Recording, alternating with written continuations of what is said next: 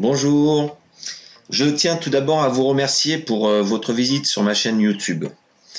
Et à cette occasion, vous pouvez, si vous le souhaitez, vous y abonner.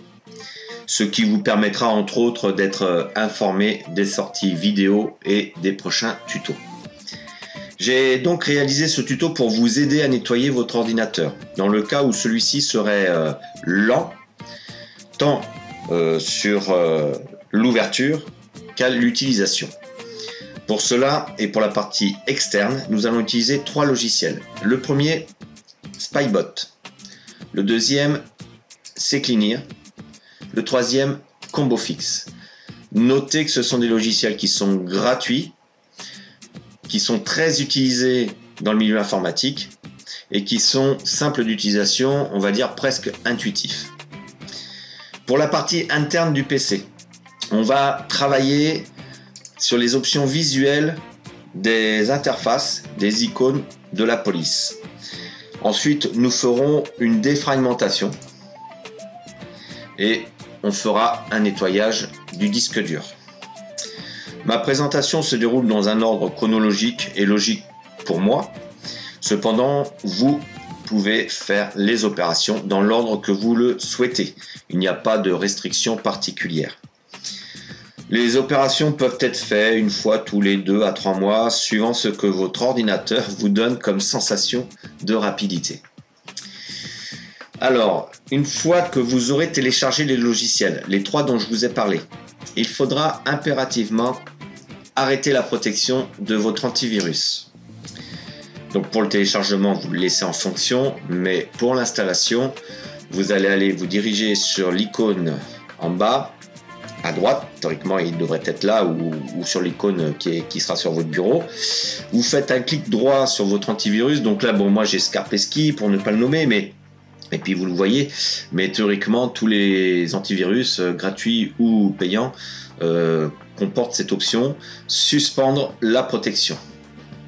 Vous cliquez et là vous avez trois options, vous prenez celle qui vous conviendra le mieux. Moi ce que je recommande c'est de suspendre jusqu'au redémarrage ou reprendre manuellement, voilà, jusqu'au redémarrage, puisque je pense que lorsque l'on aura terminé toute la procédure, vous devrez éteindre votre PC et le rallumer. Donc moi je fais suspendre la protection de cette manière là, il n'y a pas d'ambiguïté. Voilà, donc on va commencer par les interfaces. C'est très simple. L'interface dont je vous parle, c'est en fait c'est tout ça, hein, c'est ce qui apparaît sur la fenêtre en fait. Moi c'est comme ça que je les appelle. Et on va aller travailler donc les options, comme je vous l'ai dit. Donc il faut aller accéder aux propriétés système et aux options de performance. Pour cela, c'est très simple. Nous allons aller sur le menu démarrer. On va cliquer droit sur ordinateur. Ensuite, on va sur propriétés. Une fois cette fenêtre système ouverte, nous cliquons sur paramètres système avancé. Et là, vous avez la fenêtre propriété système qui s'ouvre. Dans cette fenêtre, vous allez dans performance. Et vous allez cliquer sur paramètres. Et vous avez une deuxième fenêtre qui s'ouvre. Alors, par défaut, c'est ça qui est coché. Laissez Windows choisir la meilleure configuration. De mémoire, c'est ça qui est sur les ordinateurs par défaut. Alors ça concerne uniquement Windows 7. Hein. Windows 8, c'est peut-être la même chose, mais je ne le connais pas. Et pour la définition, enfin pour la finition visuelle de la fenêtre, on fait un petit peu un pas en arrière. On se retrouve un petit peu sur la configuration de Windows XP. Ce qui était très bien d'ailleurs parce que ça consomme peu. Donc, je fais annuler puisque je vais revenir sur ma configuration. Et ma configuration, c'est la suivante. C'est paramètres personnalisés. Donc, vous pouvez cliquer sur cette option. Théoriquement, tout est décoché quand vous faites paramètres personnalisés. Et vous slashez uniquement sur afficher des miniatures au lieu d'icônes, afficher les contenus des fenêtres pendant leur déplacement, affichez le rectangle de sélection de façon translucide et lissez les polices d'écran. Et vous faites appliquer. Voilà. Ça, c'est la première chose que vous avez réussi à faire. On le refait rapidement. Paramètres. Vous décochez ici, vous cochez là. Et vous cochez ces 4 points-là. Et vous faites appliquer. Et l'opération est terminée. Nous allons maintenant travailler sur Spybot. Donc Spybot, c'est ce logiciel très simple. Quand on l'ouvre, une fois que l'installation a été faite, on arrive sur cette présentation, sur sa fenêtre d'ouverture. Alors pour télécharger Spybot, c'est très simple.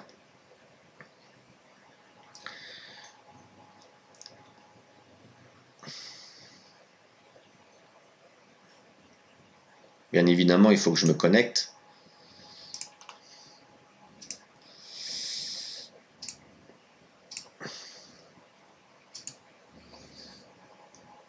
Voilà, parce que je vous ai préparé les liens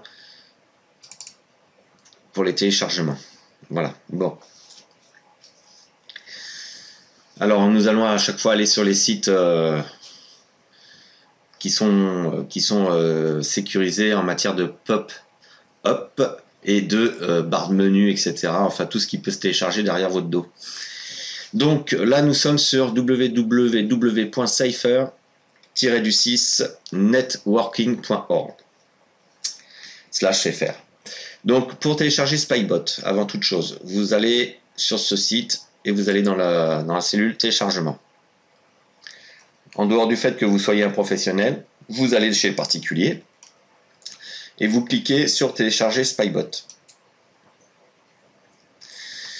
Je vous décommande d'aller sur ces liens ici, ainsi que cela. Je préférais vous orienter sur les téléchargements sans publicité. Vous prenez le lien numéro 1, vous faites download. Vous arrivez sur cette page et vous faites télécharger. Et vous voyez, bon, je vais annuler moi parce que je l'ai déjà. Et vous voyez que vous avez directement Spybot. Je ferme. Donc, quand vous avez fini de télécharger votre logiciel, vous allez le récupérer, vous double-cliquez sur le point exe et le logiciel s'installe. Une fois qu'il est installé, je réouvre sa fenêtre, vous allez dans vaccination.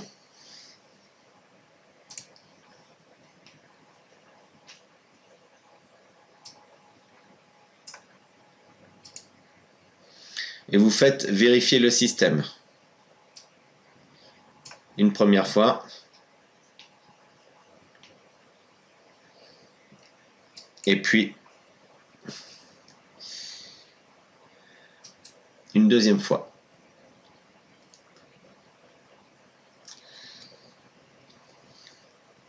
Voilà. Une fois que ça c'est fait, vous fermez et vous allez dans l'analyse système. Donc je ne vais pas le faire parce que ça prendrait trop de temps, mais je vous ai préparé des images. Une fois que vous êtes sur cette fenêtre-là, vous faites tout simplement lancer une analyse. Bon, moi je vais l'annuler, mais voilà, l'analyse, elle se fait toute seule. Il faut compter entre un quart d'heure et une demi-heure. Donc moi j'arrête l'analyse. Et une fois que cette analyse est faite, vous allez arriver sur cette fenêtre. Voilà. Donc, moi ce que je vous recommande, c'est de décocher ici à gauche tous les éléments ou tous les points de niveau qui sont ici en vert, c'est-à-dire qui ne comportent pas de rouge comme ici, comme ici. Tout ce qui est de ce niveau-là, vous décochez à gauche. Et tout le reste, vous le laissez cocher. Une fois que ça c'est fait, vous cliquez sur corriger la sélection ici et vous laissez travailler. Après, vous aurez cette page et vous remarquerez qu'à droite, c'est marqué nettoyer. Et là, vous fermez votre logiciel. Donc, l'interface est faite, Spybot, c'est fait. On va faire combo fixe. Alors, je ne vais pas moi le lancer, mais je vous ai préparé une petite image. Le lien pour combo fixe, c'est ici. C'est très simple. C'est www.blippingcomputer.com. Pour télécharger combo fixe, vous allez sur Download et vous tapez combo fixe ici sur Cherche Download. Vous faites chercher et vous arrivez directement sur le lien. Vous cliquez sur le lien. Vous ne cliquez pas sur le vert. Vous cliquez ici sur Download Now du site. Vous cliquez ici.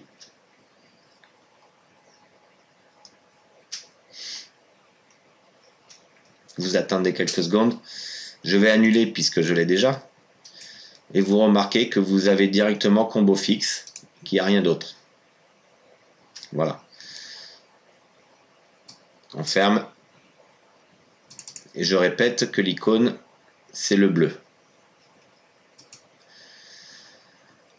Une fois que vous avez téléchargé votre logiciel, vous allez récupérer le logiciel donc dans le répertoire du téléchargement et vous cliquez sur le .exe de combo fixe. Ce logiciel se lance tout seul et travaille tout seul. Il y en a entre 10 minutes et un quart d'heure. Il y a à peu près une cinquantaine d'étapes et il va faire des tentatives de suppression de malware et voire de virus. C'est très complémentaire au reste des logiciels. À la fin de son opération, il va vous afficher un rapport. Vous le laissez, il va s'afficher tout seul. Donc là, j'ai fait une impression d'image. En fait, on a un menu déroulant sur la droite hein, et il vous indique tout ce qu'il a fait. Voilà. Tout ce qu'il a fait sur l'ordinateur. Et il vous indiquera un peu plus bas ce qu'il a supprimé en matière de virus ou de malware. Voilà, c'est tout simple et vous n'avez rien d'autre à faire. Une fois le rapport édité sur l'écran, vous le fermez une fois que vous l'avez lu. Alors, nous allons maintenant faire un nettoyage disque dur. Donc, le nettoyage du disque dur, c'est très très simple. Vous allez aller sur ordinateur, ici. On va cliquer droit sur disque local C. On va aller dans les propriétés du disque local C. On va arriver ici. Et on cliquera nettoyage de disque ensuite. Donc on va le faire ensemble. Je ne vais pas faire l'opération avec vous, mais je vais vous montrer le chemin. Donc on va dans le menu démarrer et on clique sur ordinateur. Donc on va sur le disque local C. On fait propriété et on arrive sur le disque C. Et là, moi je ne vais pas le faire, vous n'avez plus qu'à cliquer sur nettoyage de disque. Vous cliquez là et vous laissez faire. Ça peut prendre 5 minutes, 10 minutes, ça dépend si vous l'avez fait récemment ou pas, ou jamais. Une fois le nettoyage du disque fait, vous pouvez éventuellement, pour mettre un petit peu d'ordre dans tout ça, utiliser CCleaner. Alors CCleaner, c'est un logiciel très simple, qui a pas mal d'avantages. Donc pour le télécharger, moi je privilégie donc Piriform automatiquement, ici. Et là, vous allez, sauf si vous êtes un professionnel, dans CCleaner Free. Et vous faites Download. Et là, je vais annuler comme tout à l'heure. puisque je l'ai déjà. Et on peut constater que c'est bien CC Setup qui est en téléchargement, donc CCleanIR Setup. Donc je ferme cette fenêtre. Et une fois le téléchargement fait, vous allez chercher votre fichier, vous double-cliquez sur le point .exe et il va s'installer comme les deux autres précédents. Une fois que vous avez ouvert votre logiciel CCleanIR, vérifiez, donc vous arrivez sur la fenêtre nettoyer. Donc là, sur Windows et sur les applications, c'est très simple. Internet Explorer, ils sont tous cochés. Explorer Windows, ils sont tous cochés. Fichiers et systèmes, ils sont tous cochés à l'exception des 4. Et sur Avancé, le premier n'est pas coché. Veille données du préfect est coché. Ensuite, on en a 4 et on va cocher l'historique de l'assistant utilisateur si vous le souhaitez, hein, vous n'êtes pas obligé. Et le fichier joint IIS ou 2S. Sur les applications, vous avez sur Firefox tout coché sauf compacter les bases de données. Google Chrome, tout coché sauf compacter les bases de données. Applications, vous avez tout coché. Sur Internet, tout coché sauf Java. Multimédia, tout coché. Utilitaire, tout coché. Windows, tout coché. Sachez que vous pouvez enlever des options. Par exemple, vous ne voulez pas supprimer l'historique des téléchargements, vous décochez. D'accord ? Si vous ne souhaitez pas retirer vos mots de passe enregistrés, vous décochez. Ensuite, vous allez en bas à droite, une fois que toutes vos options, moi je vous conseille de les lire une par une, hein, et puis de décocher ou cocher comme vous le souhaitez. Une fois que tout ça c'est fait, vérifiez, vous allez dans nettoyer, vous cliquez en bas à droite, et on vous informe que ça supprimera définitivement l'ensemble des données. Bon, moi je vais faire annuler. Mais ici, vous voyez, il vous met le détail des fichiers supprimés. Il y a également chez CCleanIR le registre. Donc là, c'est pareil. Nettoyeur du registre, vous pouvez décocher les choses que vous ne souhaitez pas voir supprimées. D'accord ? Programme obsolète, comme vous voulez. Une fois que ça, vous l'avez contrôlé, vous faites chercher des erreurs. Donc là, il fait une analyse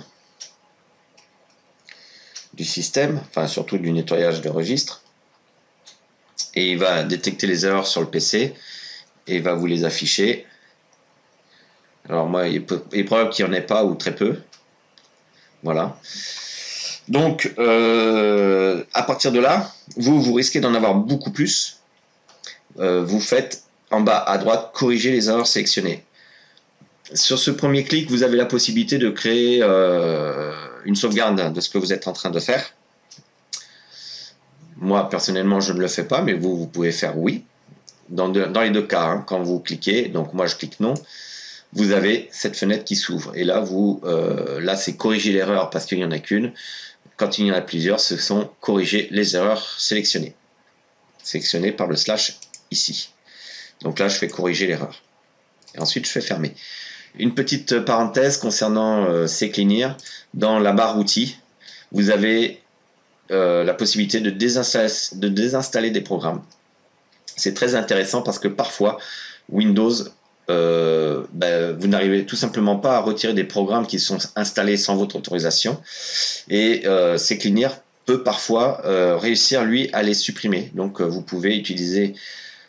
Voilà, ça c'est tout ce que vous avez sur votre ordinateur.